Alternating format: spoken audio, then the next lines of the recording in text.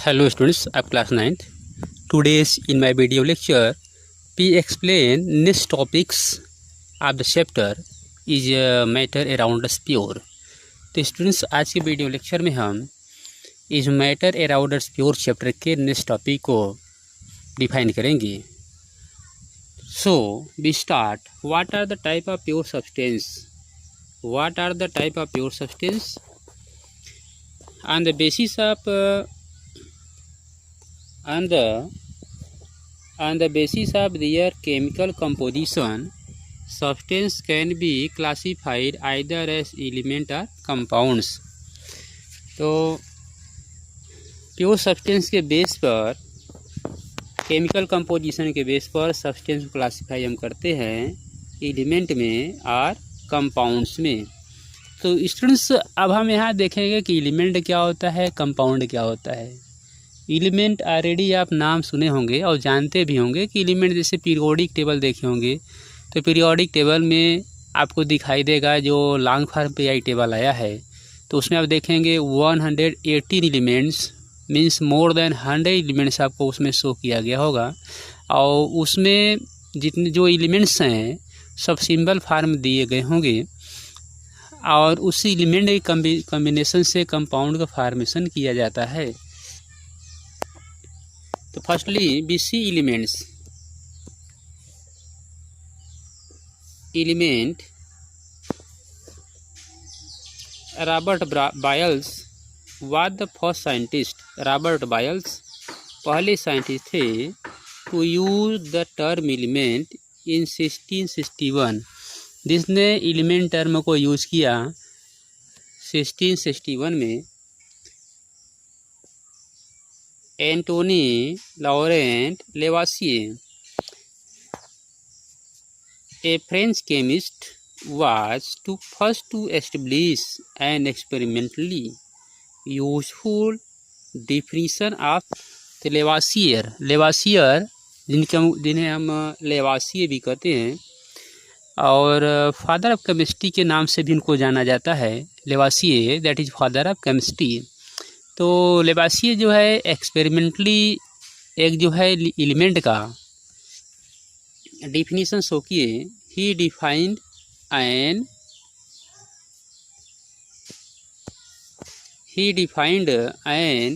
Element as a basic form of matter that can not be broken down into simpler substances by chemical reaction. तो इन्होंने define किया कि element जो है एक बेसिक फॉर्म है मैटर का that can not be broken, जिनको हम ब्रोकन नहीं कर सकते हैं इनटू सिंपलर सब्सटेंसेस में बाय केमिकल रिएक्शन, जिनको हम जो है केमिकल रिएक्शन से सिंपलर सब्सटेंस में डिवाइड नहीं कर सकते हैं, उनको एलिमेंट नाम दिया गया है. Elements can be normally divided element can be normally divided into, element को डिवाइड किया गया है metals, non metals and metalloids. तो स्टूडेंट जैसे हमने बताया कि जो पीरियोडिक टेबल अगर आप देखेंगे जो कि 9th में नहीं 10th के बुक में दिया गया है, वैसे भी पीरियोडिक टेबल्स आपको जो है मिल जाते हैं. तो पीरियोडिक टेबल देखेंगे तो उसमें 118 एलिमेंट आपको दिखाई देगा और 118 एलिमेंट्स कहने के मीन्स एक मोर देन 100 एलिमेंट्स. तो उस एलिमेंट में कुछ आपको जो है सॉलिड मिलेंगे जिसे हम मेटल्स फॉर, और कुछ उसमें नॉन मेटल्स हैं गैसेस फॉर, और कुछ मेटलाइड्स होते हैं. Metals usually show some of all the following property. Metal जो प्रॉपर्टी शो करते हैं, मेटल की प्रॉपर्टी हम देख लेते हैं. Point first, they have a lustre shiny. Metal जो होते हैं शाइनी होते हैं. Next, they have silvery grey और गोल्डन येलोइश कलर. मेटल जो है silvery grey golden yellowish colour होते हैं. नेक्स्ट, दे कंडक्ट हीट और इलेक्ट्रिसिटी. मेटल जो हीट और इलेक्ट्रिसिटी कंडक्टर होता है. Next points, they are ductile, वह डक्टाइल होता है। डक्टाइल मीन्स होता है can be drawn into wire, जिनके हम तार बना सकते हैं, जिनको वायर फार्म में हम इसको खींच सकते हैं। नेक्स्ट पॉइंट, दे आर मैलिएबल्स, वो मैलिएबल होते हैं। मैलिएबल का मीन्स यहाँ है कि उसको बीट करने पर, अगर उसको हम बीट करें तो वो स्प्रेड होते हैं, फैलते हैं।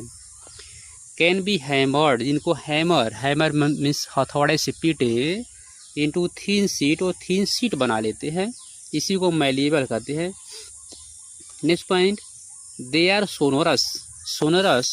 सोनोरस मीन्स होता है अगर आप बीटन करेंगे तो उसमें जो है साउंड प्रोड्यूस होता है। Make a ringing sound when heat, जब उसको हीट करते हैं तो वह जो है उसमें साउंड प्रोड्यूस होता है। जैसे आप देखेंगे कि क्लासरूम में जो बेल लगता है तो बेल जो है मेटल का ही बना होता है। किसी जो है मेटल जैसे आयरन या जो है कि ब्रास के बनाए जाते हैं, जो कि साउंड प्रोड्यूस करता है बेल लगने पर।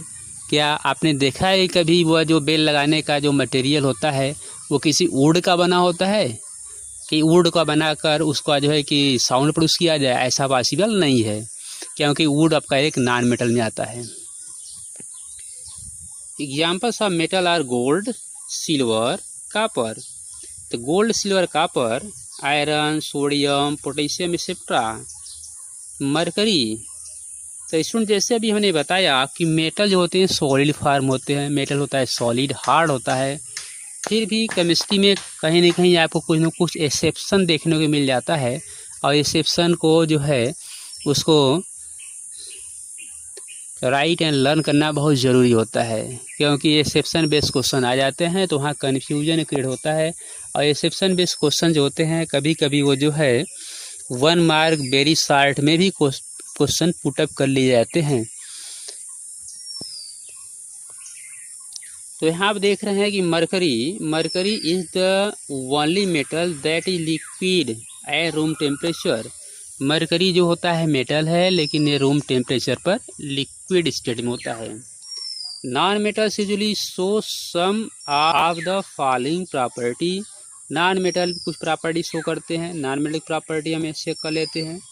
दे are display a variety of colours.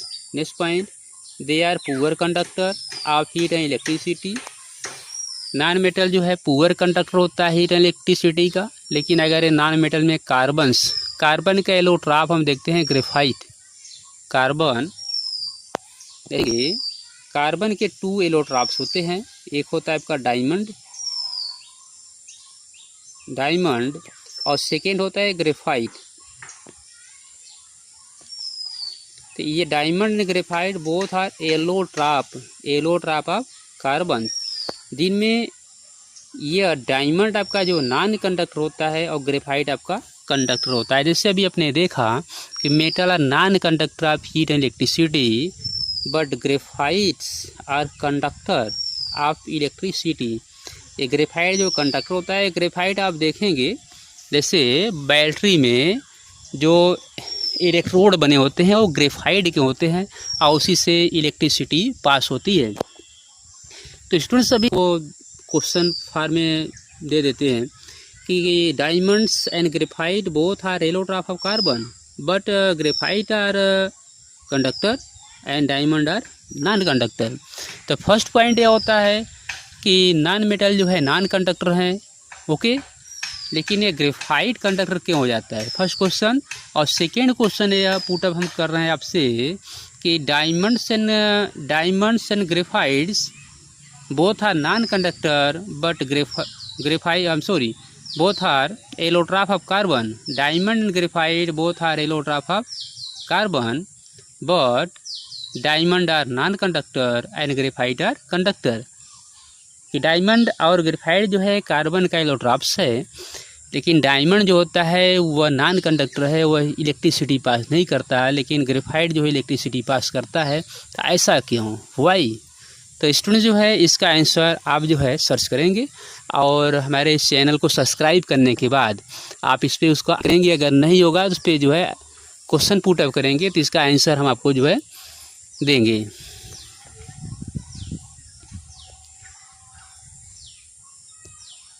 Next points,